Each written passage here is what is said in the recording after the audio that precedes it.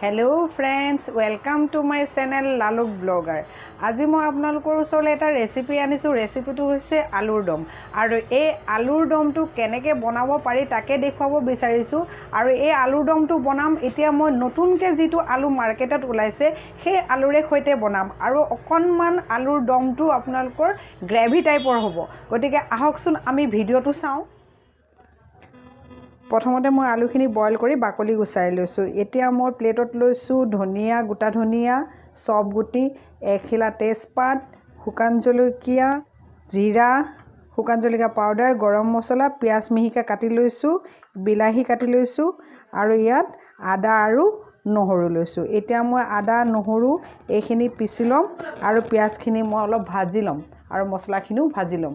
এতিয়া মই পেন গৰম হ'বলৈ দিছো। মই এয়া জিৰাখিনি দি দিছো, ধনিয়া, তেজপাত, শুকান জলকীয়া, চব গুটি,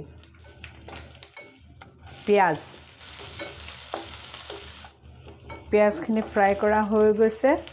এতিয়া বিলাহী এড কৰিছো। এতিয়া এইখিনি ফ্ৰাই কৰা হৈ গৈছে আৰু এইখিনি মই প্লেটত কাঢ়ি থম। এতিয়া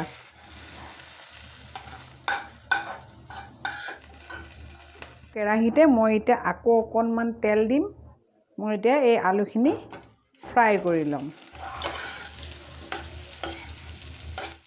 এয়া এতিয়া মই ভাজি থোৱা মছলাখিনি ঠাণ্ডা হৈছে আৰু এইখিনি এতিয়া মই গ্ৰাইণ্ডাৰত মিহিকৈ পিছি ল'ম। এই মছলাখিনিৰ লগত মই আদা আৰু নহৰুখিনিও একেলগে পিছি ল'ম। এতিয়া আলুখিনি ফ্ৰাই কৰা হৈ গৈছে। এইখিনি মই এতিয়া এটা বাউলত উলিয়াই ল'ম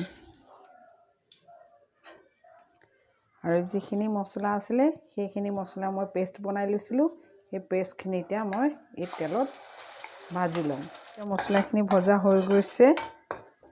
ইয়াত নিমখ, হালধি, জিৰা পাউডাৰ, শুকান জলকীয়া পাউডাৰ এইখিনি এতিয়া অকণমান মই আকৌ ভাজি ল'ম আৰু ইয়াত অলপ মই পানী এড কৰিম।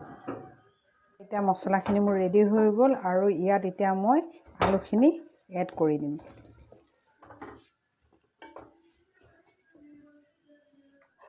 আৰু গৰম মছলাখিনি এড কৰি দিম আৰু ইয়াত মই এতিয়া ঢাকনি লগাই দিম।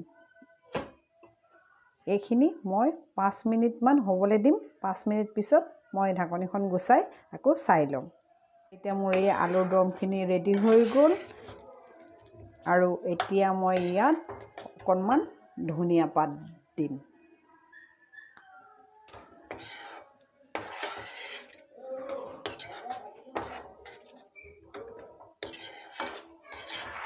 এইখিনি এতিয়া হৈ গ'ল আৰু এতিয়া মই এটা বাউলত এইখিনি কাঢ়ি ল'ম।